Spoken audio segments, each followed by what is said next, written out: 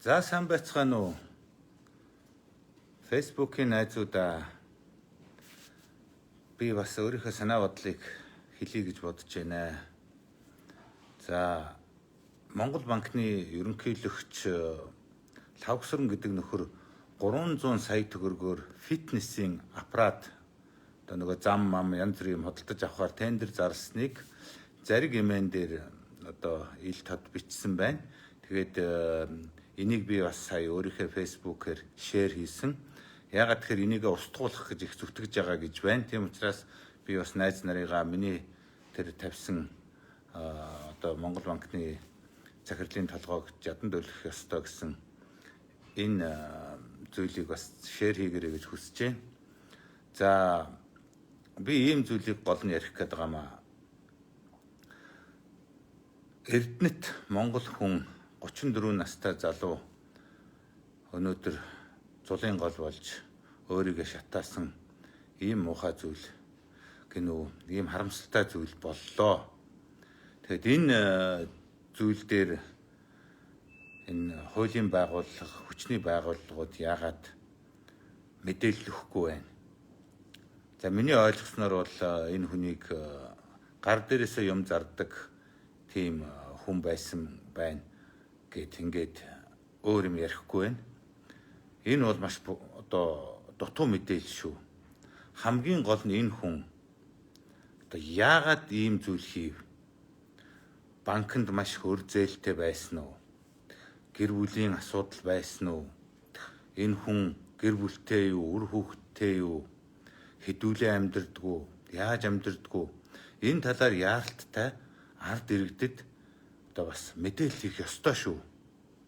Тэгэхгүй болвол ингээд бүхэл бүтэн одоо 24 цаг болж яхад таг чив чимээгүй ямар нэгэн мэдээлэл гарахгүй ингээд хумсаа нуусан муур шиг байгаа нь ерөөсөө надад таалагдахгүй байна. Ингэж болохгүй.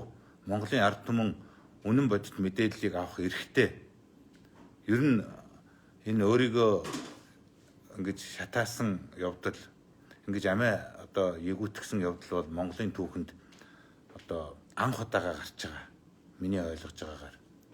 Тэгэхээр энийг бол Монголын нийт ард түмэн анхааралтай ажиглаж байгаа. Юу болов? Ямар хүн байв? Ямар нөхцөл байдал байсан бэ гэдгийг мэдэх ёстой бид нар. Тийм учраас одоо хүчний байгууллага манай төр засаг энийг ил тод мэдээллийг гаргах ёстой. Мөн одоо хэн үүнд хариуцлага хүлээх ёстой? Яагаад энэ хүн ингэв? Хэн хариуцлага хүлээх ёстой? Энийг ил тод гаргах хэрэгтэй. Ямар учраас энэ хүн өөрийгөө шатаав гэдгийг мэдээд ямар хүн байвэ гэдгийг мэдсэний дараа бид бас альсгүй мэрэгжлийн одоо тэр сэтгэл зүйчид, криминологчид бол ерөнхийдөө энэ яагаад ингэсэн гэдгийг гаргаж хэлэх ёстой. Одоо 24 цаг болж байна. Ард түмэн хүлээж байна. Би өчигдөр орой энэ талаар ярих гэж бодсон боловч бас энэ хуулийн байгууллага, хүчний байгууллагаас ямар нэгэн мэдээлэл өгөх байх тэр хүний талаар гэж горьдсон. Тэгээ өнөөдрийг болтол мэдээлэл өгөхгүй байгаа учраас би одоо аргагүй фэйсбүүкээр энэ талаар одоо ярьж одоо шахаж шаардахыг хүсэж байна. Тийм учраас энэ хууль хүчний байгууллагын мэдээлэл өгөөч. За мөн хариуцлага тооцооч. Юу болоод таг алга болчихв. Ингээ мартагнуулах гээд байгаа юм уу? Ямар учраас ингээд ийм жигтэй сонин ийм чимээгүй байдалд байгаад байна те? Ямар булхаа ловер хийх гээд байна? Ямар шатрын нүүдэл, ямар одоо улс төрийн нүүдэл хийх гээд байна? Эн чинь муухай байна шүү надад бол. Тий. Үний юм үннээрээ байх ёстой. Тийм учраас энэ хүний талаар одоо бас боломжит мэдээллүүдийг ард олонд өгж явах ёстой. Тий. Ер нь. За дээр нь нэмээд одоо бас хоёр сайхан сакс тоглодог залуу одоо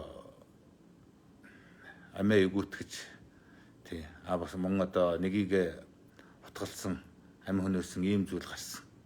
Энэ дээр ч гэсэн бас одоо учир байдал юу байсныг бас хэлэх ёстой шүү. Энэ сургамж болох ёстой. Тий. энэ амь насаа хөнөөсөн хүний асуудал дээр ч гэсэн сая өөрийгөө шатаасан хүн дээр ч гэсэн энэ нэлээд судалгааны үйл ажиллагаа явагдаж энийг бас нийтэд мэдээлж ингэснээр урьдчилан сэргийлэх сургамж хариуцлага тооцох ийм үйл ажиллагаанууд шатараатаа явагдах ёстой шүү гэж ингэж хэлмээр байна. Энэ дээр бас Монгол улсын ерөнхий сайд, Монгол улсын ерөнхийлөгч, цагдаагийн одоо дарга, тагнуулын дарга нар бас санал бодол юм хэлэх ёстой шүү. Энэ шинжилгээний хариу юмнуудыг яаралтай ард түмэнд ил болгож хариуцлага тооцохыг хүсэж байна.